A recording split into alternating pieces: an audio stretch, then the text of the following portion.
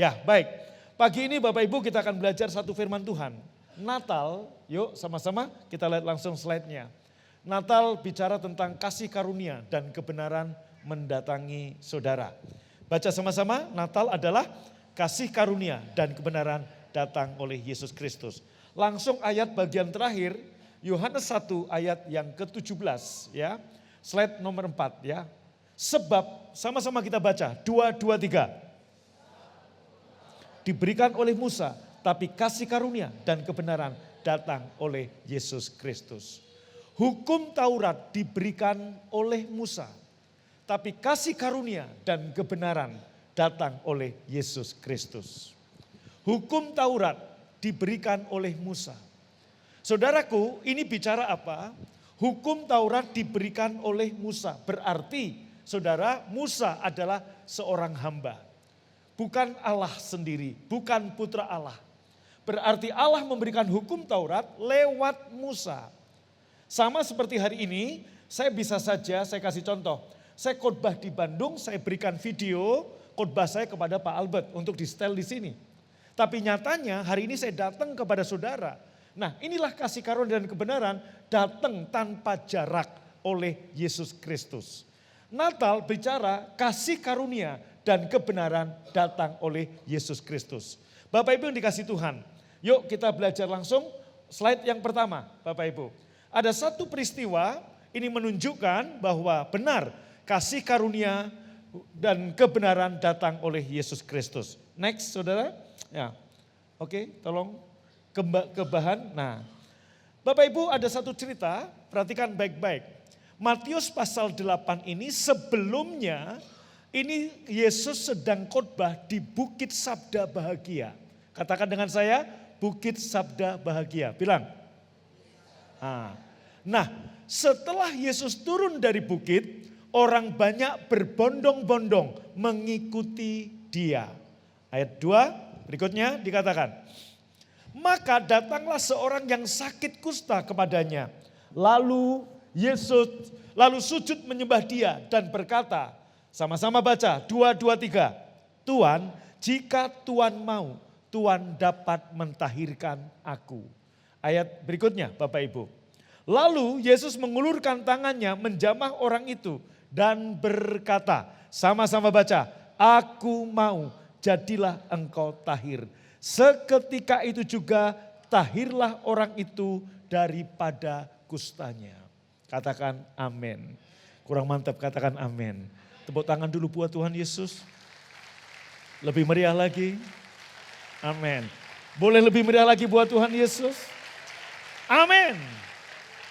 Pak, Bu, dengerin baik-baik. Kalau Anda membaca kisah ini, sepertinya orang kusta yang datangi Yesus. Tapi kalau Bapak Ibu meneliti dengan teliti baik-baik, bukan orang kusta ini yang mendatangi Yesus, tapi Yesus yang mendatangi orang kusta. Firman Tuhan berkata, kisah sebelumnya ini gambaran Yesus khotbah di Bukit Sabda Bahagia. Kalau Bapak Ibu pernah pergi ke Israel, Yesus khotbah di Bukit Sabda Bahagia tanpa mic, tanpa speaker, tanpa sound system. Ribuan orang dengerin Yesus khotbah. Nah, ketika Yesus khotbah berarti Yesus di mana? Apakah di atas bukit? Yesus ada di pantai dan orang banyak di atas. Enggak seperti ini saya di atas, saudara di bawah. Yesus di bawah karena dari sana pantai. Maka angin laut yang meniup suara Yesus supaya orang-orang itu mendengarkan suara Yesus. Nah, itulah Bukit Sabda Bahagia. Ya, firman Tuhan berkata, berbahagialah engkau di Bukit Sabda Bahagia. Yesus khotbah itu. Setelah Yesus selesai khotbah, Alkitab mengatakan Yesus turun dari bukit, menyusur kemana? Pak, Bu, perhatikan baik-baik. Dia menyusur ke Kapernaum. Katakan dengan saya, kurang keras. Apa? Kapernaum. Saudara, ketika dia menyusur Kapernaum, saya pernah melihat, Bapak Ibu, ada lempengan-lempengan batu. Tempat saudaraku ada ketika saya jalan dari Bukit Sabda Bahagia menuju Kapernaum, kita akan melewati ada batu-batu yang menutup cukup untuk orang sembunyi di bawah batu tersebut. Apa yang terjadi Bapak Ibu? Ada orang kusta yang sembunyi di balik batu tersebut. Saya boleh minta tolong, ada satu sukarelawan pria, boleh maju ke depan, saya minta bantuan saudara, siapapun saudara, saya akan kasih buku Anda. Bang, sini bang, boleh bang. Abang, ya abang boleh. Ya boleh, ya. Makasih bang. Yang pertama buku saya kasih buat abang dulu ya. Abang terima kasih bang, maju ke depan bang. Oke, tepuk tangan buat abang kita ini. Ya, bang, misal saya Tuhan Yesus, abang orang kusta. Ya, nggak apa-apa bang ya. Siapa namanya bang? Lois, sudah menikah? Sudah. Puji Tuhan, abang hari ini saya tabiskan menjadi orang paling ganteng nomor 3 di ruangan ini. Ya, nomor 1 saya, nomor 2 Pak Albert, nomor 3 abang ya. Oke, setuju katakan amin. Enggak setuju ya enggak apa-apa, amin. Oke, enggak apa-apa, enggak usah pakai mic. Bapak Ibu dikasih Tuhan, lihat baik-baik saya. Nah, saudara, setelah begini, Yesus khotbah. Murid orang banyak di situ. Ini pantai. Yesus khotbah. Setelah Yesus khotbah, Yesus turun dari bukit. Kemana? Ke Kapernaum. Saudara, arah ke Kapernaum ada tumpukan, ada lempengan-lempengan batu cukup untuk seorang seperti Bang Lois ini sembunyi. Jadi Bapak Ibu, bukan orang kusta ini yang datangi Yesus. Tapi Yesus setelah khotbah dia turun dari bukit. Harusnya kalau dia mau menyapa jemaat, dia naik nyalamin jemaat. Tapi dia datengin orang kusta ini. Tahukah Bapak Ibu, ketika seorang dinyatakan kusta, ketika Bang Lois ini dinyatakan kusta, maka dia kehilangan semuanya. Kehilangan siapa? Istrinya. Kehilangan siapa? Anaknya. Kehilangan siapa? Jabatannya. Kalau dia seorang suami, sebab begitu seseorang kusta, dia akan dikucilkan tinggal di luar kota. Seumur hidup bang, abang gak akan pernah ketemu dengan istri cantik abang. Seumur hidup abang gak akan pernah ketemu dengan anak-anak abang. Kalau abang punya jabatan, abang dipecat karena abang, saudaraku, abang ini dikucilkan di satu tempat penampungan kusta tertentu.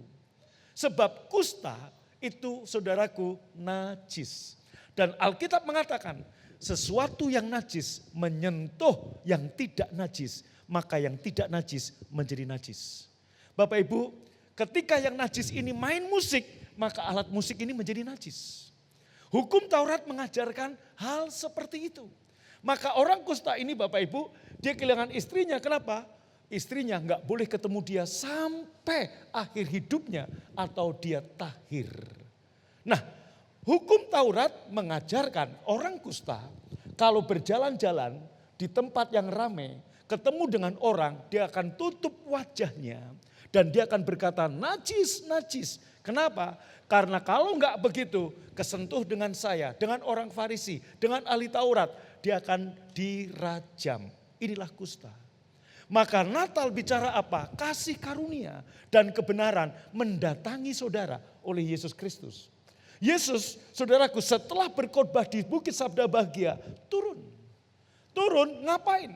Dia tahu ada orang kusta yang sedang sembunyi di lempengan batu mengharapkan pertolongan dan kesembuhan dia. Pak, Bu, ketika Yesus menghampiri turun, orang kusta ini ketahuan. Dia berlutut di depan Yesus. Dan ketika dia berlutut, dia berkata, Tuhan, jika Tuhan mau, Tuhan dapat mentahirkan aku.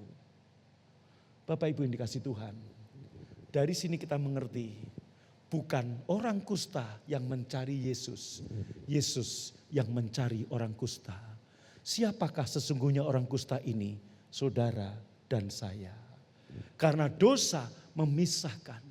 Kusta membuat kita najis. Maka orang kusta matinya dibakar, bukan dikubur. Bapak Ibu, Yesus datang menghampiri orang kusta ini. Dan ketika dia berlutut, Tuhan, jika Tuhan mau, Tuhan dapat menyembuhkan aku. Bapak Ibu bisa lihat ayat tadi, Yesus enggak langsung menyembuhkan. Sini Pak, Bapak berlutut. Nah, yang Yesus lakukan, Yesus peluk orang ini. Yesus jamah orang ini. Dan Yesus berkata, aku mau, jadilah tahir. Tahukah saudara, kenapa Yesus jamah lebih dulu? Kalau dia kusta 10 tahun, tidak ada satu orang normal pun yang pernah menyentuh tubuh fisik orang ini. Artinya 10 tahun hidupnya tertolak. 10 tahun dia mengalami luka batin, luka penolakan. Pagi ini ibu bapak yang dikasih Tuhan, mungkin hari ini engkau mengalami orang menolak saudara karena mungkin saudara kurang. Mungkin saudara secara ekonomi kurang. Mungkin saudara secara fisik kurang. Mungkin saudara secara jabatan kurang dan sebagainya. Natal bicara kasih karunia mendatangi saudara. Pak Bu, Yesus gak langsung sembuhkan orang ini dari kustanya. Tapi yang Yesus pertama sembuhkan apanya? Luka batinnya. Dipeluklah Abang Lois ini, dijamah. Dan Yesus kemudian berkata, Anda tahu ketika Yesus menjamah orang kusta ini, kesembuhan di dalam hatinya. Dia mengalami pemulihan. Ada satu pribadi yang tidak tolak saya. Bapak Ibu, ketika dia kusta, anaknya, istrinya, semua menolak dia. Dia kehilangan semuanya. Seperti orang kena zaman COVID pertama. Awal-awal COVID, begitu COVID diasingkan. Dan ketika dia ditolak, Bapak Ibu bisa ngerti zaman COVID. Orang mati bukan karena COVID-nya, karena apa? Ditolak, ketakutan dan sebagainya.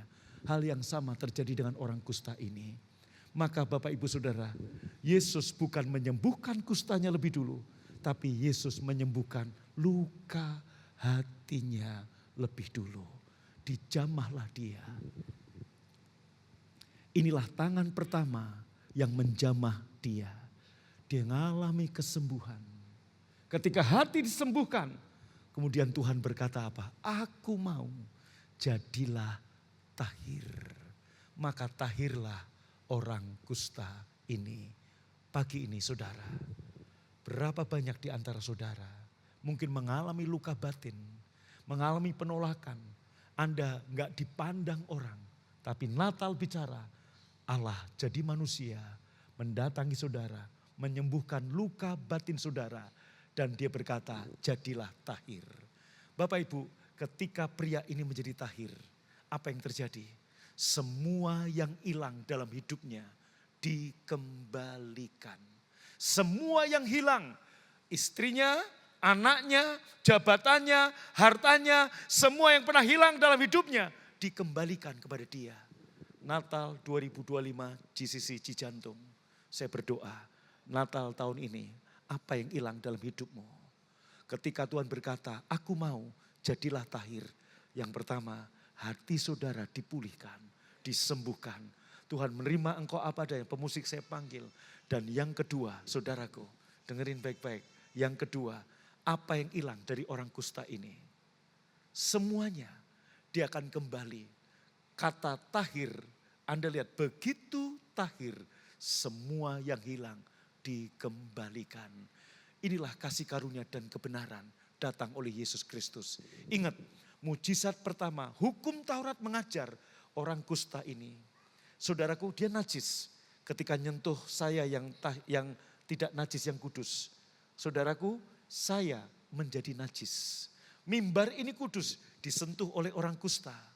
Sentuh. Orang kusta, mimbar ini menjadi najis. Ketika dia bersentuhan dengan para imam, para imam jemaat menjadi najis. Saudara, tapi lihat ketika Yesus menyentuh orang kusta ini, yang najis ini menjadi kudus. Kita ini kusta. Yesus yang kudus menyentuh saudara, kita menjadi kudus. Kekudusan bisa, saudaraku, ditransferkan oleh Yesus. Tepuk tangan buat Tuhan Yesus. Tepuk tangan paling meriah buat Tuhan. Amin. Kurang mantap tepuk tangannya. Amin. Hukum Taurat, mujizat pertama yang dilakukan Musa. Abang masih ingat mujizat pertama yang dilakukan Musa? Hah? Mengubah air menjadi anggur. Itu Yesus bang. Musa. Membelah laut. Mujizat pertama yang Musa lakukan bukan membelah laut. Mengubah air menjadi darah. Mengubah air menjadi darah. Hasilnya kematian. Mujizat pertama yang Yesus lakukan, yang abang tadi ngomong, mengubah air menjadi anggur. Anggur gambaran apa? Sukacita, kehidupan, dan perayaan. Natal bicara kasih karunia, mendatangkan kehidupan, perayaan, dan sukacita buat kita semua. Hari ini gak ada yang kusta lagi, semuanya tahir. Tepuk tangan bagi Allah kita. Katakan amin. Kurang mantap, katakan amin. Tepuk tangan paling meriah, katakan amin. Bapak Ibu, nanti di ibadah ketiga saya akan berdoa untuk orang-orang sakit. Ibadah kedua saya gak punya waktu. Ibadah pertama tadi sempat ada beberapa. Tapi ibadah ketiga saya akan mendoakan kalau ada yang sakit, Anda bisa kabari, boleh bawa ke sini. Saya akan mendoakan saudara. Saudara, karena dalam 1 tahun ini Tuhan membawa saya untuk mendoakan orang-orang sakit. Dan saya melihat banyak kesembuhan terjadi. Orang cancer, orang lumpuh berjalan, orang cancer sembuh. Anda bisa lihat di Instagram saya Agung Takariana, banyak kesaksian orang yang stadium 4 disembuhkan Tuhan. Tapi pagi ini saya mau kasih tahu buat saudara. Bang di sana bang, abang agak mundur. Sekali lagi, Natal bukan orang kusta yang mendatangi saudara. Siapa orang kusta ini? Saudara dan saya. Habis Yesus khotbah, apa yang Yesus lakukan? Dia turun dari Bukit Sabda Bahagia ke Kapernaum. Pak Bu, saya gabung dengan khotbah yang ketiga. Dengerin, Anda pernah dengar Yesus menyembuhkan orang gila di Gerasa? Yang pernah dengar lambaikan tangannya. Tahukah Bapak Ibu, sebelum Yesus mendatangi satu orang gila itu, apa yang dia lakukan? Dia khotbah di depan ribuan orang. Setelah menjelang matahari terbenam, dia bilang sama murid-muridnya, marilah kita bertolak ke seberang. Yesus naik perahu bersama dengan ke-12 murid. Kalau saya jadi murid Yesus, saya akan berpikir, habis KKR besar, di seberang sini banyak orang-orang disembuhkan. Yesus berkata, mari kita bertolak ke seberang. Pasti kita akan berpikir, mau KKR lebih besar lagi kah kita di sana? Atau kita akan nemuin pejabat tinggi kah? Atau konglomerat kah? Ternyata tidak. Yesus bertolak ke seberang di tengah pelayaran. Apa yang terjadi? Perahu diombang-ambingkan. Setelah mendarat, saudaraku, di seberang, ternyata Yesus bukan menemui pejabat, Yesus bukan menemui orang kaya. Apa yang Yesus lakukan? Ternyata saudaraku ada satu orang gila dari Gerasa. Mendatangi dia. Dan Yesus sembuhkan satu orang gila ini. Setelah sembuh, saudaraku, Anda lihat, orang gila, setan-setan legion berkata begini. Akhirnya apa? 2000 babi mati untuk menyelamatkan satu orang ini. Artinya apa? Satu nyawa, satu jiwa. Orang gila ini saudaraku, dirantai sehebat apapun, dilepaskannya. Gak ada yang sanggup yang mengikat orang ini saking kuatnya setan legion. Tapi Yesus datang menghampiri orang gila ini. Menyembuhkannya, melepaskannya. Setelah itu apa Bapak Ibu? Dia kembali nyebrang naik perahu lagi ke sana. Ninggalin ribuan orang, ninggalin pelayanan besar. Hanya untuk satu orang yang tidak berarti, orang gila. Kalau ada di sini merasa engkau tidak berarti, dengar. Untuk yang orang gila aja, Yesus tinggalkan ribuan orang. Untuk menyelamatkan satu orang gila. Dan 2000 ekor babi dikorbankan. Untuk setan pergi ke sana. Terlebih saudara dan saya adalah anak-anaknya. Kalau malam ini, pagi ini saudara merasa tidak berarti.